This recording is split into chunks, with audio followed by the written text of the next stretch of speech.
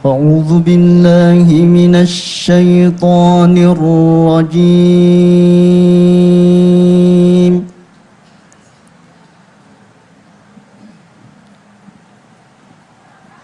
بسم الله الرحمن الرحيم.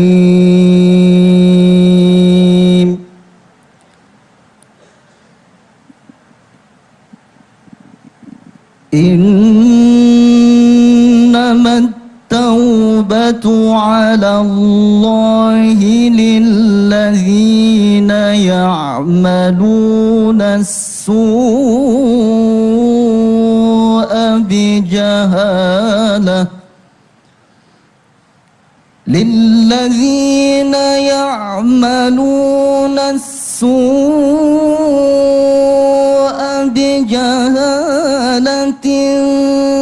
ثم يتوبون من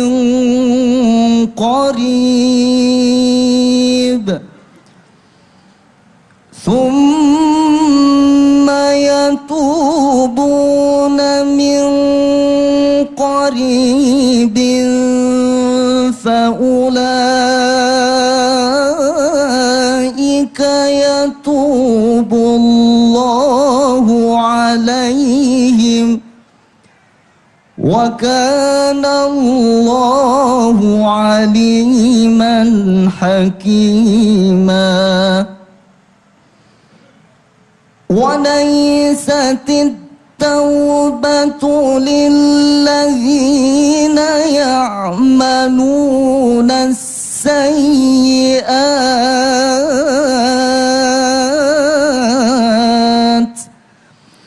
حتى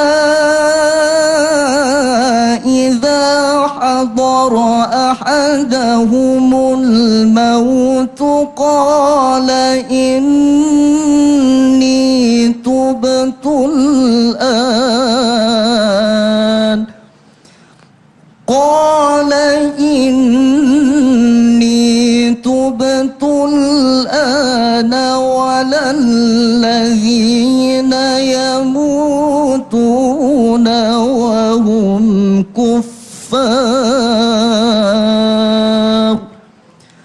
أولئك أعتدنا لهم عذابا أليما. صدق الله العظيم. السلام عليكم ورحمة الله وبركاته. بسم الله الرحمن الرحيم. السلام عليكم ورحمة الله وبركاته.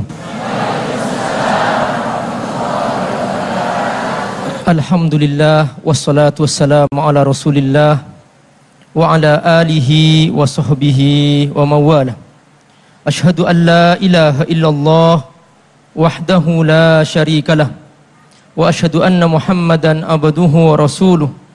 Allahumma salli ala Muhammad wa ala alihi wa sahbihi ajma'in wa ba'du. Ikhwatal iman rahimakumullah. Sebuah kenikmatan yang tak terhingga bahwa kita dikumpulkan karena kita ingin membuktikan bahwa kita mencintai Allah Subhanahu wa taala. Bertemu karena uang itu biasa. Bertemu karena urusan bisnis itu sering manusia mengejarnya. Tapi bertemu karena Allah, bertemu karena ingin mengurus Allah, inilah yang pada akhir-akhir ini semakin banyak diabaikan. Allah yang menciptakan langit, Allah yang menciptakan bumi, Allah pemilik mutlak segala wujud, semakin diremehkan.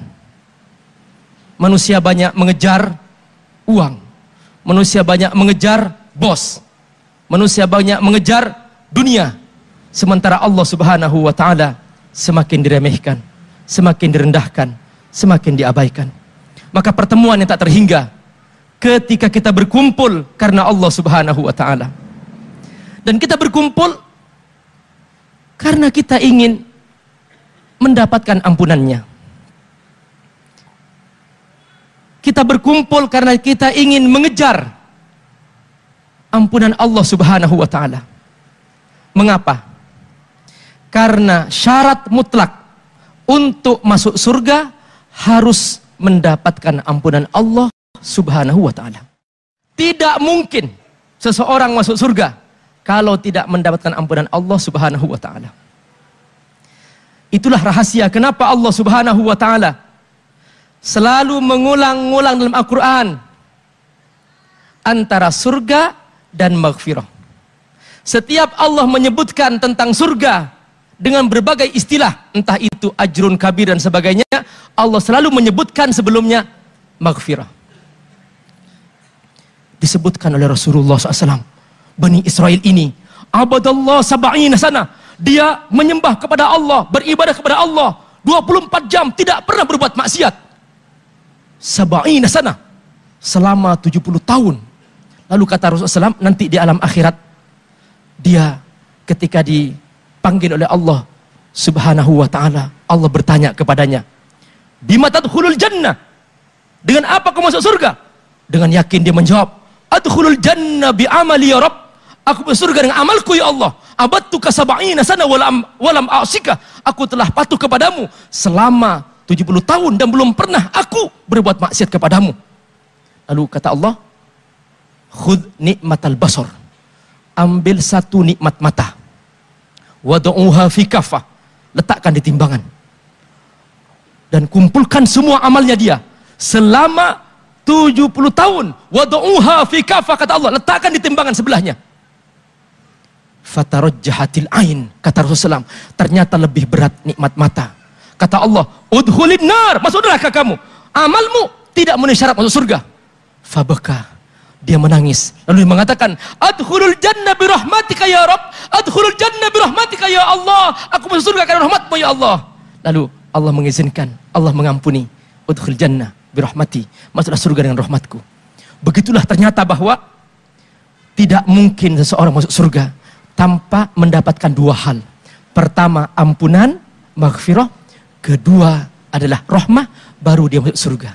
Itulah rahasia kenapa Allah Subhanahu wa taala berfirman dalam Al-Qur'an dalam surah Al-Mulk. A'udzu billahi minasy syaithanir rajim. Bismillahirrahmanirrahim. Innal ladzina yakhshawna rabbahum bil ghaib. Innal ladzina yakhshawna rabbahum bil ghaib lahum maghfiratun wa ajrun kabir. Ampunan Allah syarat untuk mendapatkan surga. Inilah yang harus kita perjuangkan. Dan Allah Subhanahu wa taala yang Maha Rahman, Allah Subhanahu wa taala yang Maha Pengampun, Allah telah menyediakan pos-pos untuk kita bisa menghapus dosa-dosa kita. Setiap hari Allah sediakan solat 5 waktu, yang antara solat ke solat menghapus dosa. Allah menyediakan setiap pekan kita berpuasa Senin dan Kamis, berkumpul di hari Jumat untuk menghapus dosa. Dan Allah sediakan setiap bulan, setiap 3 hari Ayyamul Bid, 13, 14, 15 untuk menghapus dosa. Dan kita disediakan oleh Allah Subhanahu wa taala di antara setahun itu ada 1 bulan penuh intensif yang intinya semua ini adalah untuk menghapus dosa. Karena itu dalam setiap hadis-hadis Rasulullah Sallallahu Alaihi Wasallam, setiap kali bercerita tentang Ramadan, Rasulullah SAW menghubungkan dengan penghapusan dosa. Mari kita dengarkan 3 hadis yang hampir redaksinya bersama-sama, hampir redaksinya sama, tidak berbeda. Mari kita lihat tentang puasa. Rasul bersabda, "Man shoma Ramadana imanan wahtisaban, ghufira lahu ma taqaddama min dambi." Perhatikan, siapa yang berpuasa Ramadan dengan penuh keimanan dan harapan ridha Allah, Allah akan mengampuni dosa yang lalu. Ini salatnya. Salat malamnya. Ini puasanya. Lalu salat malamnya. Man qama Ramadan. Siapa yang salat malam Ramadan imanan wahtisaban, dengan penuh keimanan dan harapan ridho Allah. Ghufira lahu ma taqaddama min dzambi, diampun dosa yang lalu. Hadis yang ketiga tentang sholat malam Lailatul Qadar. Karenanya puncak pencapaian sang hamba di bulan Ramadan adalah ketika dia memburu malam Lailatul Qadar. Itulah rahasia kenapa Rasulullah SAW sampai beritikaf 10 hari terakhir Ramadan. Ternyata itu semua adalah dalam pengkondisian supaya sang hamba benar-benar mengkondisikan diri supaya dia benar-benar bisa mendapatkan malam Lailatul Qadar. Rasul bersabda, "Man qama Lailatul Qadri imanan wahtisaban, ghufira lahu ma taqaddama min dzambi." Siapa yang bangun untuk salat malam di malam Lailatul Qadar, maka Allah akan mengampuni dosa-dosa yang lalu. Inilah inti Ramadan, ternyata untuk menggapai sebuah ampunan. Karena itulah dari Ramadan saatnya kita bertobat kepada Allah Subhanahu wa taala. Assalamualaikum warahmatullahi wabarakatuh. Subhanallah walhamdulillah wala ilaha illallah wallahu akbar. Subhanallah walhamdulillah wala ilaha illallah wallahu akbar. Subhanallah walhamdulillah wala ilaha illallah wallahu akbar. Subhanallah wa bihamdihi subhanallahil azim adada khalqih wa ridha nafsih wa zinata arsyih wa midada kalimatih. Allahumma shalli wa sallim ala rasulillahi sallallahu alaihi wasallam. Assalamualaikum ya Rasulullah wa ala alihi wa ashabihi wa man tabi'ahu bi ihsanin ila yaumil. Subhanaka la ilma lana illa ma 'allamtana innaka antal alimul hakim. La haula wala quwata illa billahil aliyyil azim. Sadaqallahul azim.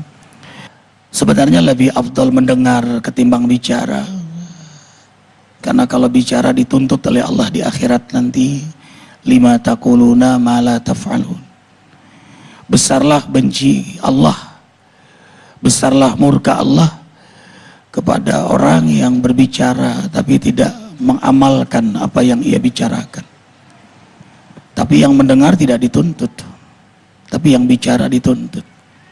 Apalagi mulut arifin ini lebih dekat dengan telinga arifin. Artinya yang harus mengamalkan lebih dahulu adalah arifin.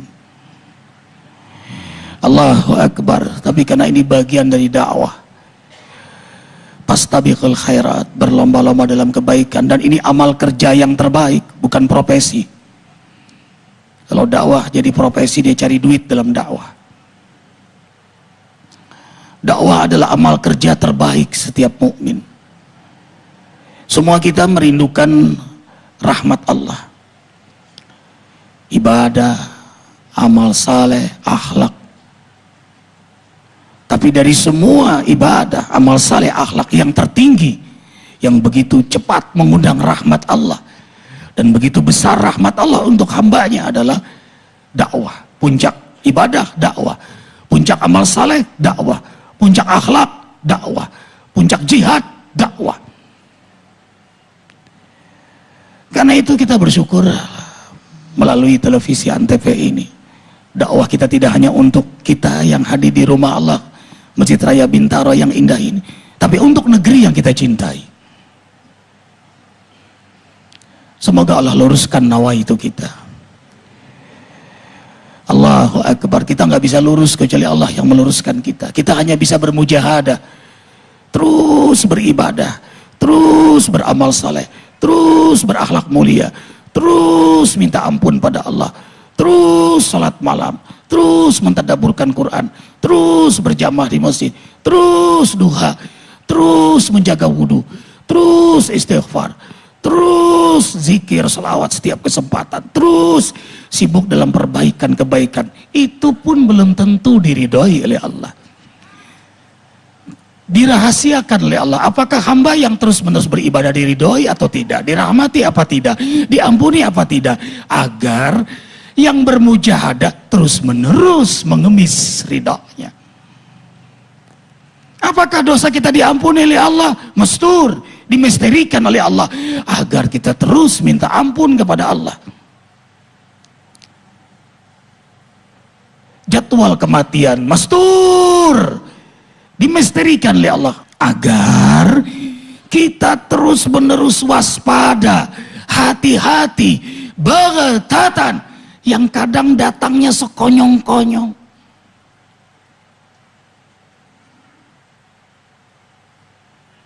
Dan itu orang yang paling cerdas adalah orang yang selalu bersiap-siap menghadapi kematian. Akiyasu min ummati aksarakum zikral maut wa asyaddu istidadanlah. Paling cerdas, paling pintar, paling sukses, paling mulia di antara umatku, kata Rasulullah SAW, adalah yang paling banyak ingat mati lalu mempersiapkan hidup setelah mati. Semua kita sudah divonis mati oleh Allah. Semua kita. Bahkan sebelum kehadiran kita di muka bumi ini. Kullu nafsin za'iqatul maut. Bahkan bukan langsung mati, tapi za'iqah dulu. Merasakan goncangan sakaratul maut. Kiamat kecil. Kecil tapi kiamat.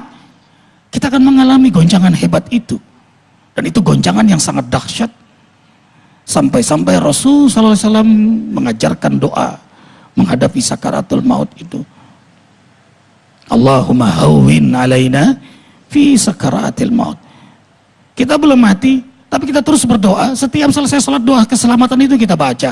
Istiadat. Berarti orang beriman itu cerdas. Kenapa dibaca? Ya, aku akan mengalami sakaratul maut. Ringankan ya Allah. Ringankan kami saat menghadapi goncangan sakaratul maut itu. Istiadat, karena itulah kita terus menerus bermujahadah dalam taat. Dan itu menjadi energi kita. Ingin sekali ridha Allah, ingin sekali rahmat Allah, ingin sekali ampunan Allah, ingin sekali hidayah Allah, ingin sekali berkah Allah. Dengan bermujahadah, ibadah, amal saleh, akhlak, dan terus sibuk dalam perbaikan-kebaikan. Ini sekaligus untuk menjawab pertanyaan tadi ketika abang kita Dr. Amir Faisal Fat menyampaikan, tidak akan masuk surga ahli ibadah, ahli takwa, ahli zikir, kecuali rahmat Allah dan Allah mengampuni dosa-dosanya. Allahu Akbar. Dalam surah Az-Zumar ayat 9, amman huwa qanitun ana al-lail sajida wa qa'ima yahdzarul akhirata wa yarju rahmata rabbi qul hal yastawi alladhina ya'lamuna wal ladhina la ya'lamun innama yatadzakkaru ulul albab. Apakah sama penghuni surga dengan penghuni neraka itu? Apakah sama hambaku yang bangun di tengah malam, yang mengharapkan ridhoku, rahmatku, ampunanku, takut dengan azabku, dengan mereka yang lelap dalam peraduan tidur? Apakah sama hambaku yang mengenalku dengan yang tidak? Sesungguhnya hanya exception, istisna, hamba yang mengenalkulah yang mengingatku bangun di tengah malam. Beda. Inna rahmatallahi qaribum minal muhsinin. Sesungguhnya rahmat Allah sangat dekat, garis bawahi, sangat dekat dengan hamba-hambaku yang terus memburu kebaikan. Jadi beda, nggak sama orang mabuk dengan yang taat, orang yang ke diskotik dengan yang tahajud, orang yang buka aurat dengan yang nutup aurat, orang yang sungguh-sungguh bertakwa dengan orang yang terus bermaksiat. Beda. Artinya yang taat, yang beramal saleh saja belum tentu mendapat rahmat Allah, apalagi yang maksiat itu. Maksudnya apa? Agar terus menerus kita memburu ridha Allah. fala tuzakku anfusakum wa a'lamu bimanittaqa. Hei ahli zikir, hei ahli takwa, jangan kau merasa paling suci, karena aku tahu siapa kamu sebenarnya. Surah An-Najm ayat 32. Maksudnya apa? Agar hamba yang bertakwa, ahli zikir, ahli ibadah, jangan GR karena ketakwaannya, jangan angkuh karena ibadahnya, jangan sombong karena ketakwaannya, dan jangan bangga diri karena dianggap orang alim. Itu kan serangan-serangan ujub itu kepada orang alim. Kita ini sudah malas ibadah, rajin. Begitu rajin, ria. Oke, sekarang sembunyi-sembunyi, ujub, bangga diri.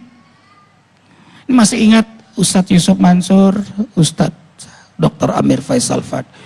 Ketika di pesantren, kita waktu itu saum sunnah. Sama kiai, sahur bareng. Subhanallah, siang hari datang wali santri bawa makanan banyak. Hari Senin siang habis sholat zuhur dihidangkan makan. Ayo anak-anakku sayang, ayo makan bareng. Diajak oleh wali santri bersama wali beliau, bersama santri beliau, bersama anak beliau. Nah kita santri-santri langsung bilang, maaf bu, kami puasa. Kiai datang. Begitu kiai ngeliat, Pak Kiai silakan, Kiai makan. Padahal kita sama-sama sahur. Makan beliau. Kita berpikir nih, oh menghormati tamu wajib. Tuh kan, oke sudah selesai makan. Pulang wali santri, kita tanya, Pak Kiai, ayah, abi, tadi makan karena menghormati tamu ya? Apa jawaban beliau? Bukan hanya itu nak. Abi sengaja makan biar tamu itu tidak tahu bahwa abi sedang berpuasa. Subhanallah. Allahu Akbar. Karena itu selalu kita berdoa, Rabbitu billahi rabba wa bil islami dina wa bi Muhammadin nabiyya wa rasulah. Karena itulah setiap amal saleh, setiap ibadah kita akhiri dengan apa? Istighfar. Sunnahnya selesai sholat istighfar 3 kali minimal. Bahkan tahajud, selesai tahajud di waktu sahur, afdalnya apa? Istighfar lagi. Wal mustaghfirina bil ashar. Dalam ayat lain, wa bil ashari hum yastaghfirun. Habis tahajud lah itu, minta ampun. Jadi amal apa yang terbaik di waktu sahur? Istighfar. Dan ternyata Rasulullah SAW hamba Allah yang paling hebat istighfarnya kepada Allah. Hamba yang paling kuat menghinakan diri di hadapan Allah. Karena itu paling dimuliakan oleh Allah. Orang kalau sudah menghinakan diri di hadapan Allah, buahnya rendah hati.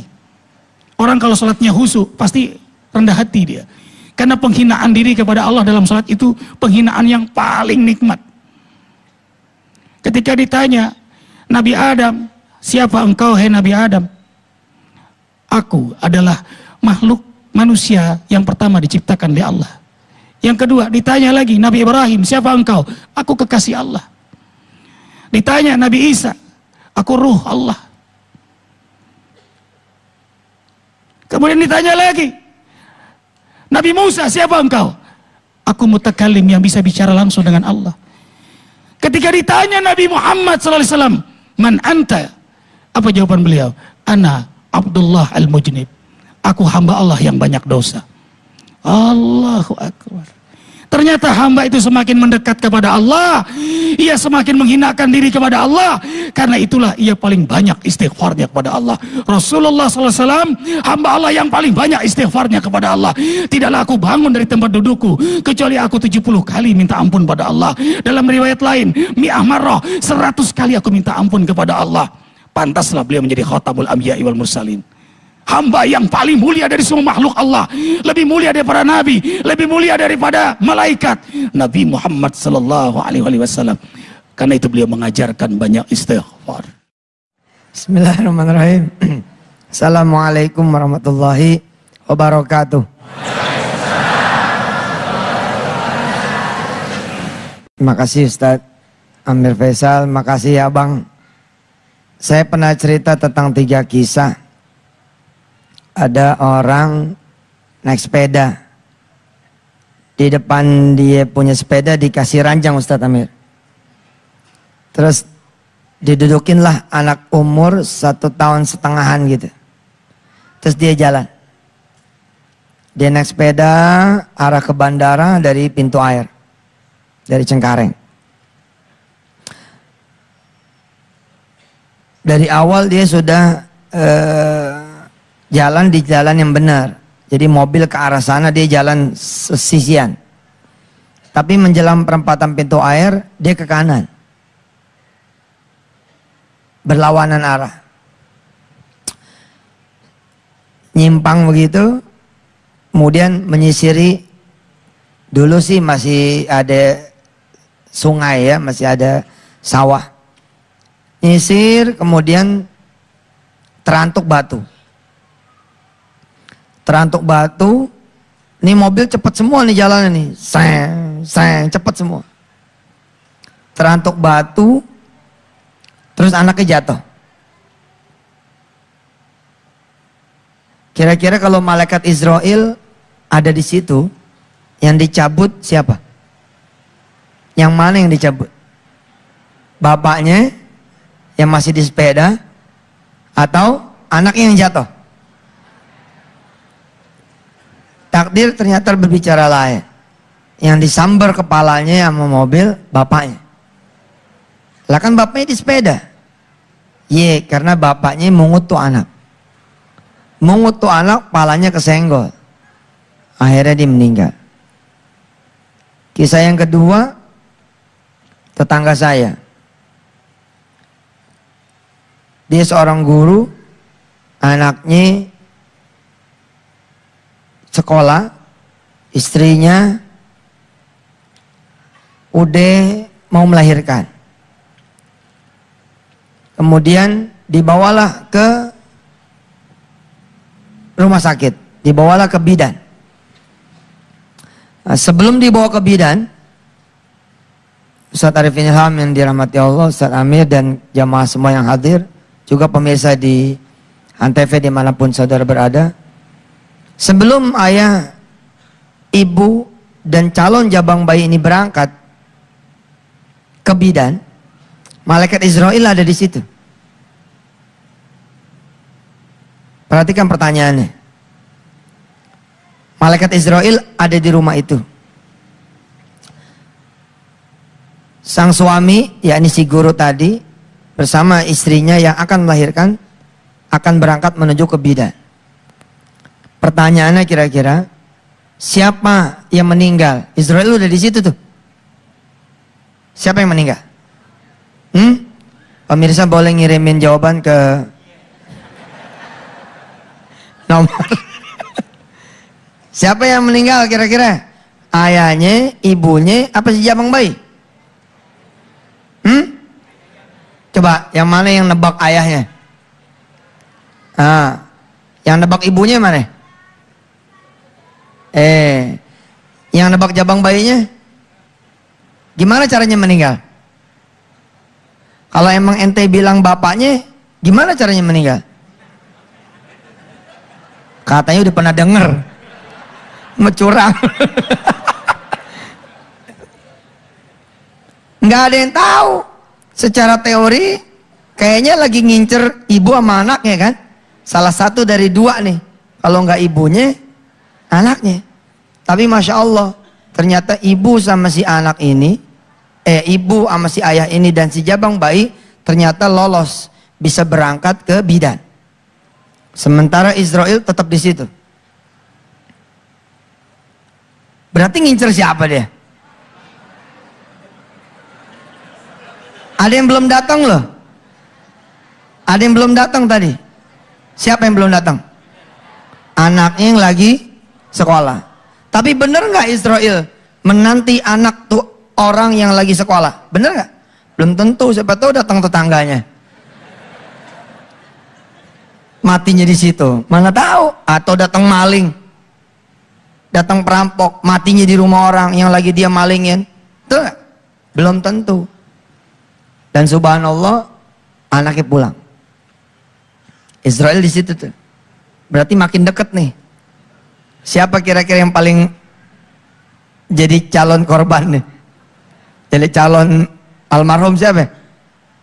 Anak? Nggak ada yang lain, cuman anaknya doang. Nggak ada yang lain. Cuman anaknya doang, anaknya ketrakit-trik sendirian, dikasih tahu sama tetangganya, bapak lo lagi di bidan, emak lo lagi di bidan, lo salin aja, ntar lo nyusul. Israel ada di situ, Pak. Nanti kita kembangin. Ada Ustadz Arifin, ada Ustadz Amir Faisal, ada saya. Siapa di antara kita bertiga yang duluan? Belum tentu kita bertiga, belum tentu. Bisa jadi ente. Bisa jadi. Bisa jadi kameramen. Enggak? Bisa jadi MC. Yang udah pasti kita tahu insya Allah dengan izin Allah, sekarang kita masih hidup. Nggak perlu nanya-nanya juga kapan kita mati. Yang penting seperti kata Ustadz Amir, kata abang kita Ustadz Muhammad Arifin Ilham. Sekarang yang masih pada hidup, ingat dia tobat. Yang masih pada hidup, ingat dia bakalan mati. Orang kalau nanti udah mati, ada malaikat yang udah dilupain barangkali namanya. Karena nggak termasuk yang wajib diapal. Namanya malaikat Ruman. Kan sebelum malaikat Mungkar Nakir, ada dia dulu masuk. Ada malaikat Ruman dulu masuk. Verifikasi nih mayit bagaimana ceritanya. Ketika nih mayit disuruh nulis, kebaikannya lancar bener. Begitu disuruh nulis keburukannya sendiri, macet. Ditanya malaikat Ruman, kenapa kamu nggak nulis keburukanmu? Kenapa kamu tidak menulis dosa-dosamu? Kenapa kamu tidak mau menulis maksiatmu? Apa kata orang yang udah mati di dalam kubur? Bukan nggak mau, malu. Apa kata malaikat? Dulu di dunia nggak malu bikin dosa. Sekarang nulis malu. Kenapa kamu nggak nulis? Takut. Lah dulu waktu di dunia nggak takut, ngomongin orang nggak takut. Ada sih orang yang nggak ngomongin orang, tapi ada penyakit baru sekarang. Kepo.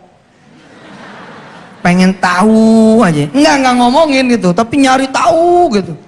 Timeline orang ditelidik gitu, isi Facebooknya diisi, cari-cari, ngomongin enggak, nyebarin juga enggak, tapi dia menikmati sebaran itu. Nah ini juga dosa juga. Kenapa kamu takut dulu nggak takut ketika di dunia? Orang yang sudah meninggal dunia nanti bakal dibangkitin. Sebelum dibangkitin aja udah ditanya. Udah ditanya, bahkan pada saat dia sakaratul maut pun sudah melihat. Masya Allah, subhanallah, alhamdulillah, wa la ilaha illallah, Allahu Akbar. Tanpa terasa kita sudah sampai di penghujung acara pada kesempatan kali ini, ya.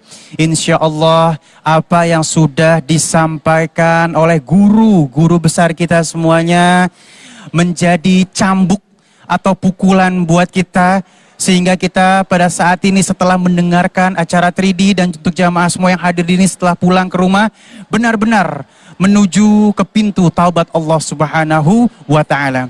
Saya Ali Zainal Undur diri. Assalamualaikum warahmatullahi wabarakatuh.